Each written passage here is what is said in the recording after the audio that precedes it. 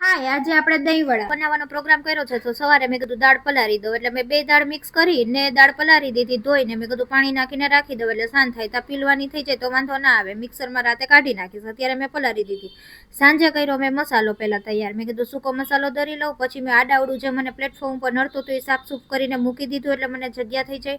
ત્યાં સુધી મેં કુકરમાં બાફા મૂકી દીધો. તો ખજૂરની ચટણી કરવાની હતી, એટલે મેં કીધું બફાઈ જાય. ત્યાર પછી મેં જોયું કે દાળ પલળી ગઈ છે બરોબર. તો હવે હું એમાંથી પાણી કાઢી લઉં. એટલે હું છે ને એમાંથી પાણી નિતારીને બધું સાઈડમાં મૂકી દઉં, એટલે મારું એક કામ હારોહાર પતી જાય. 2 તપેલામાં મેં દાળ પલાળી હતી, સાઈડમાં નિતારવા મૂકી દઉં, એટલે મારું એટલું કામ હળવું થઈ જાય, એટલે મને એ કામ નડે નહીં આડું. હવે કુકરને ખોલી નાખું, એટલે ખજૂર થોડોક ઠરી જાય. પછી પીસવું હોય તો વાંધો ના આવે. ત્યાં સુધીમાં હું કરી નાખું ગ્રીન ચટણીની વસ્તુ તૈયાર. એટલે મરચાં સુધાર્યા મેં.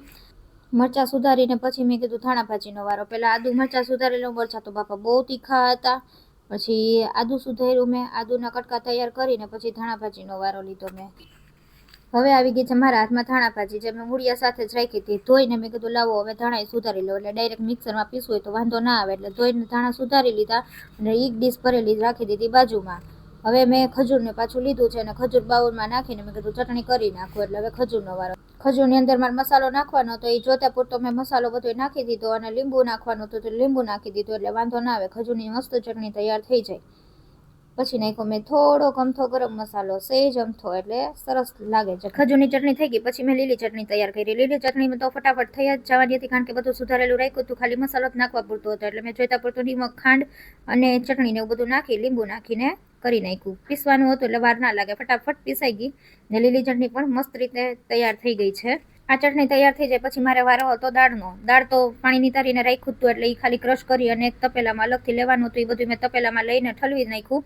પછી મમ્મી કે લાવી કે હું વાસણ ઉટકાવું, એટલે એ વાસણ ઉટકાવતી હતી. મારો તો ફેટવામાં હાથ રહી જાય, એટલે સાગર કે હું તને દાળ ફેટી દઉં એટલે હરવું થઈ જાય. એટલે એને બેસીને દાળ ફેટે. મેં કીધું ત્યાં સુધીમાં હું દહીંનું કામ રેડી કરી નાખું. એટલે ખાંડ નાખીને દહીં ઝેરી રાખ્યું, એટલે બહુ વ્યવસ્થિત થઈ જાય. પછી ફ્રીજમાં મૂકી દઉં એટલે એકદમ ઠંડુ થઈ જાય. મમ્મીને વાસણ ઉટકાઈ ગયા છે, એટલે મમ્મી હવે વાતું એ વર્ગી છે. અને મેં પછી પાડ્યા વડા.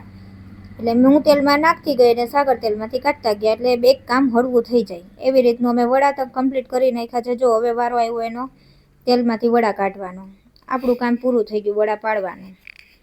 એટલે હું વિહામું ખાતી હતી અને અમે વાતું કરતા જતા હતા. અને હવે વડા થોડાક એમ થઈ ગયું કે ક્રિસ્પી ઉપર થવા માંડ્યા, બ્રાઉન જેવા થવા માંડ્યા, એટલે કાઢી નાખ્યા. આવી રીતના બધાય વડા તરીને કાથરો ટાંકી ભરાઈ ગઈ છે. હવે વારો છે ગરમ પાણીમાં વડા નાખવાનો.